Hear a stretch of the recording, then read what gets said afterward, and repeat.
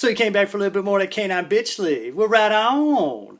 Me and a bunch of other jobbers were on pass up in Rapid City, South Dakota, when I just found out that the guy's car we were admiring was Rick, Destiny's boyfriend. I could not believe this. I was like, big gang, number one, you gonna let him talk to us like that? And then you're gonna tell me it's Destiny's boyfriend? And I was supposed to just let that lie? And he's like, well, look here, Chief. You wanna go over there and make a fool of yourself, bust him up, do what you wanna do? You know what's gonna happen. He's gonna press charges, you're gonna find yourself in detention. And what do you think about that? And I was like, well, you got me there. He says, yeah, you want to go to detention? I was like, nah, it ain't worth all that. He goes, that's right. He puts his arm around me. We start heading up the stairs. He said, come on, man, let's just go upstairs and party. I was like, you got me, big gang, you got me. Let's go upstairs and party right on.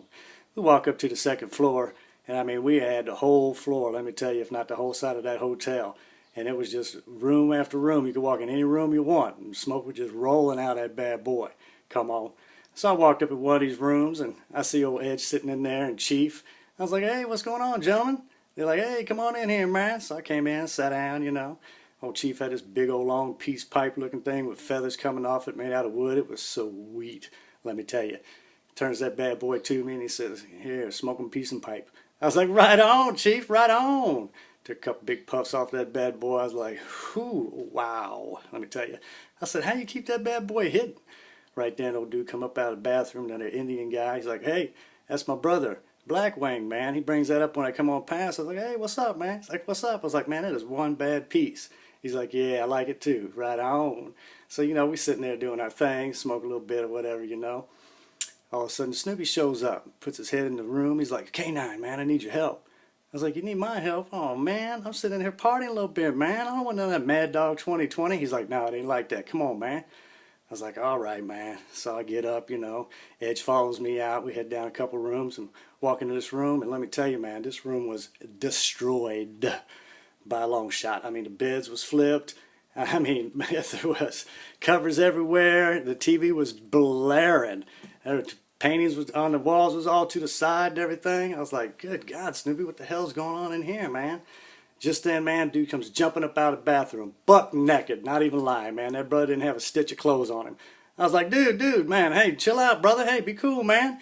He was all drunk. You could tell, man. You could smell it. That brother was all, you know, I was like, hey, man, put some clothes on, man. Chill out, man. You're going to get staff up here. We're going to get in trouble, man. Chill out. He just starts heading towards the door. I was like, Edge, grab him, man. Edge was all like, shit, I ain't grabbing that brother. He's buck naked, man. He runs outside. I was like, God dang it, Edge, you're killing me, man. So, of course, I go outside, pow, just a crowd of people laughing and pointing. And, of course, they're getting out of the way for him because he's naked.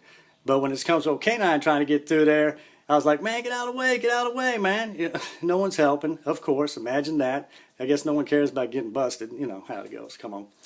I chase him down to the end, get down there, and there's just a wall. There's no stairs for him to go down, so I look over the edge. I'm like, what, did he flip and jump off the side or what? I turn back around, and door opens up. It's big gang. Pokes his head out. He says, "Can't I get your ass in here?" So I jump in the room, man. First thing I notice, naked dude laying on the ground, passed dead out. Look over to the bed. There's a chick sitting there, dark-haired chick. Boy, she was fine as the day is long. Let me tell you, I was like, hey, how you doing? I'm K9 Bitchley.